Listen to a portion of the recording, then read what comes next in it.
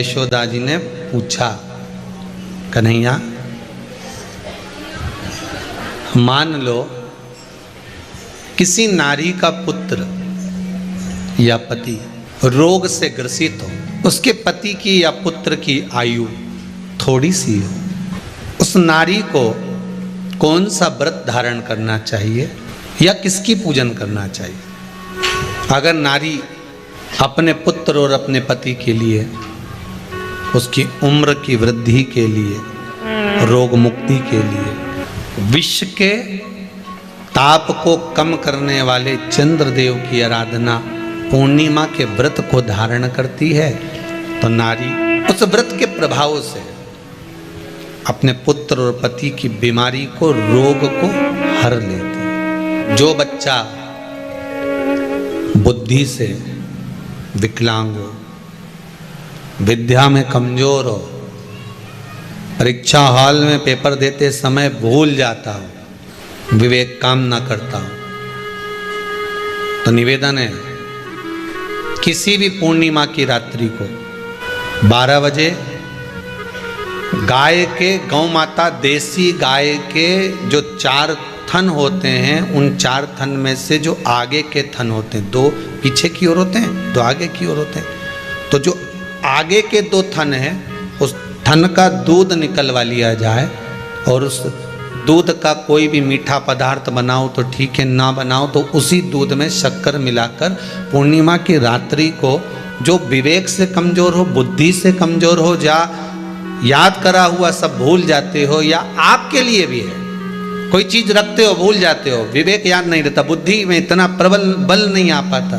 याददाश्त कमजोर होती चली जा रही, तो किसी भी पूर्णिमा की रात्रि को 12 बजे गाय के आगे के 2 थन का दूध, उसमें कोई पदार्थ शक्कर गुड़ कुछ भी मिलाकर भगवान के चंद्रदेव की साक्षी में उसको पिला दिया जाए। महाराज बार बार पिलाने की जरूरत ही नहीं पड़ेगी, एक ही बार में काम कर जाएगा और विवेक पूर्ण तरह से कार्य करने जाएगा। स्कंद पुराण में समुद्र मंथन की तिथि, नक्षत्र, घड़ी, पल सब कुछ लिखा हुआ है कि समुद्र मंथन के लिए देवताओं ने इंतजार करा था। कब? जब चंद्र का प्रभाव पूर्ण हो। क्यों इंतजार कर रहे हैं? कि चंद्र प्रबल हो तब हो। क्यों भीष्म पितामह इंतजार करते हैं कि सूर्य उत्तरायण हो तब जाऊं? 33 कोटि देवता उस चंद्र के इंतजार में रहते हैं कि ये चंद्र प्रबल होगा तब जाकर ये चंद्र यहां पहुंचेगा, तब जाकर हम मंथन करेंगे, तब जाकर वो अमृत मिलेगा और उस अमृत को देवता धारण करेंगे तो वो आनंद पा जाएंगे। तो हम क्यों शरद पूर्णिमा छोड़ें? हम क्यों एक एक पूर्णिमा छोड़ें? एक एक पूर्णिमा के महत्व को जानिए। कोई पूर्णिमा साधारण नहीं है, कोई प्रदोष साधारण नहीं है, कोई शिवरात्रि साधारण नहीं है। 12 महीने शिवरात्रि पड़ती है, 12 महीने में प्रदोष पढ़ते हैं, 12 महीने पढ़ते हैं। हम उसका महत्व ही नहीं जान पाते। कौन से प्रदोष पर क्या करना है, कौन सी पूर्णिमा को क्या धारण करना है, कौन सी शिवरात्रि पर।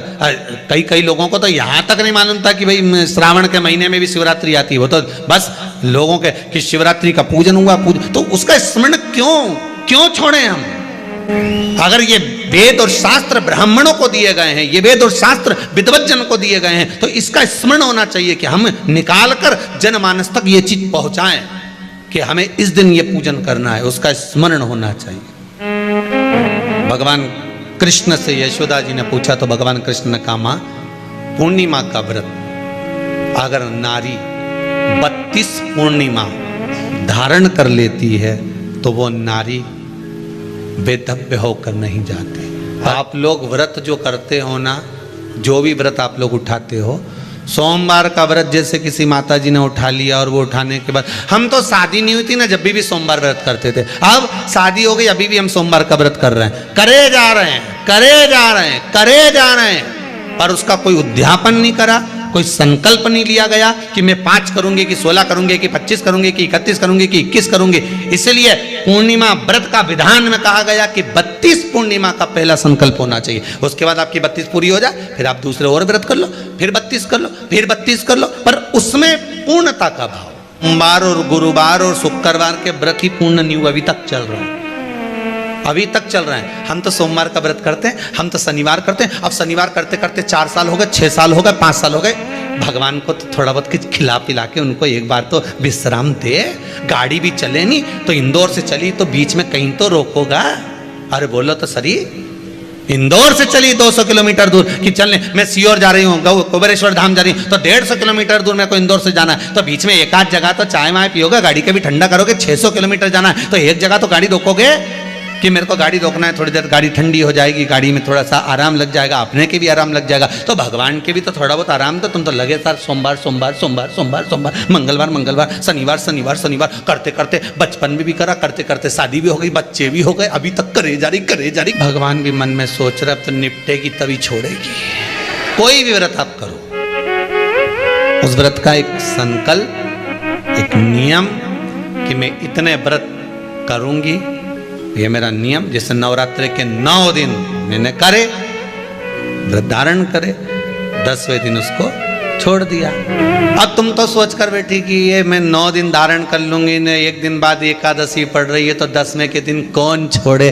दशहरे का भी व्रत ये भी कर लूँ, 11 भी पूरी कर लूँ, उसके बाद प्रदोष भी कर लूँ, और प्रदोष के बाद में मैं फिर जो द्वादशी पड़ी 12 पड़ी वो कर कुरा के इसके बाद ही छोड़ूंगी मैं तो व्रत। तो भगवान भी मन में सोच लिया एक को तो निपटा ले पहले। नवरात्रि में देवी जी आई हैं, पहले इनके 9 व्रत पूरे कर कर पहले इनको विदा कर ले, उसके बाद अगला व्रत कर लेना 11 का, एकादशी का। पर कई चतुर, कई विद्वान बस चालू हुए तो फिर सीधे पूर्णिमा तक ही रोकूंगी, अब तो करे जाऊंगी करे जाऊंगी। जिस व्रत को उठाया गया, जिस व्रत का नियम लिया गया है, उस व्रत का प्रदान कर कर फिर उसको थोड़ा सा भाग प्रदान कर कर हमने ये व्रत पूर्ण कर लिए।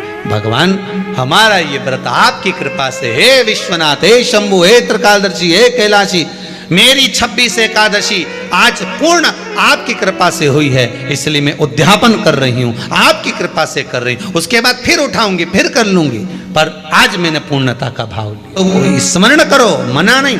भजन में कोई कमी नहीं होना चाहिए, स्मरण में कोई कमी नहीं होना चाहिए। आप व्रत कर रहे हो, लगातार कर रहे हो, तो थोड़ा सा एक उद्यापन व्रत में जरूरी है। उद्यापन नहीं करो तो किसी विद्वान ब्राह्मण को घर में बुलाकर अभिषेक पूजन करा लो, उसको भोजन करा दो, दक्षिणा आदि प्रदान कर कर उसको विदा कर दो, उसमें भी सुख का भाग। कितनी पूर्णिमा जम के बोल दो, 32 पूर्णिमा। कौन कर रहे हैं? भगवान कृष्ण। किसको कर रहे हैं? माता यशोदा को। किसने ये व्रत धारण किया? तुम्हें कुछ मालूम है किसका होता है ये व्रत? भगवान कृष्ण ने कहा ये शंकर और पार्वती का व्रत है। पूर्णिमा का व्रत शंकर और पार्वती का व्रत है। तो कोई कहे कि ये तो भगवान कृष्ण का व्रत है, तो ये तो कृष्ण भगवान तो द्वापर में आए हैं, पर पूर्णिमा का व्रत तो स्वयं माता पार्वती जी ने भी धारण करा है। जिस समय पर कार्तिकेय महाराज को गंगा मैया प्रकट कर रही थी और तारकासुर का जब संहार करना था, तब माता पार्वती ने शंकर जी से पूछा था कि तारकासुर को मारने के लिए आपके पुत्र की जरूरत है, आपका पुत्र प्रकट कैसे होगा, क्योंकि आप तब साधना में लगे रहते हो। भगवान कहते हैं चिंता मत कर, तू एक काम कर, पूर्णिमा व्रत को धारण कर। मां पार्वती भी जिस व्रत को धारण करी है, तो कोई कोई ये द्वापर का व्रत है क्या? यहाँ तो शास्त्र कह रहा है कि कोई भी अगर आप प्रसंग धारण कर रहे हो, कोई भी आप नियम धारण कर रहे हो, कोई भी आप व्रत धारण कर रहे हो, या आप किसी भी तरह का पुण्य भाग धारण कर रहे हो, तो उसमें जड़ की मूलता होना चाहिए। जड़ कहाँ? केवल पूर्णिमा का व्रत कोई केवल द्वापर का नहीं है, केवल त्रेता का नहीं, ये तो सतयुग के भी आगे का निकलता।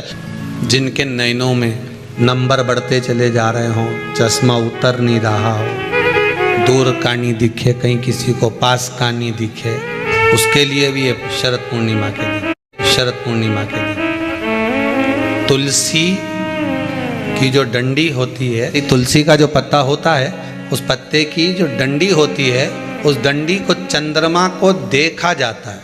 उस डंडी की जो कोर होती है, उस कोर को दृष्टि से मिलाया जाता है। शरद पूर्णिमा की रात्रि ठीक 12 बजे आप चंद्रमा की, जैसे चंद्रमा का भाग, उस चंद्रमा के भाग को आप उस डंडी के भाग से निहारने का प्रयास करिए। घर में आइए, घी का दिया लगाइए, उस घी के दीप को लगाने के बाद पूर्णिमा के दिन उस पर एक प्लेट थोड़ी तिरछी कर कर रख दो, जिससे उसकी कालोच, काई की, उस दीप की, घी के दीप की कालोच उस प्लेट पर आ जाए। थोड़ी सी कालोच ले लीजिए, 5-10 मिनट में आ जाएगी। उसको गाय के घी में मिलाकर आँखों में सुरमा लगाकर रात्रि को सो जाइए। 3 दिन बाद आप महसूस करेंगे कि नेत्र की ज्योति बढ़ना प्रारंभ हो रही है।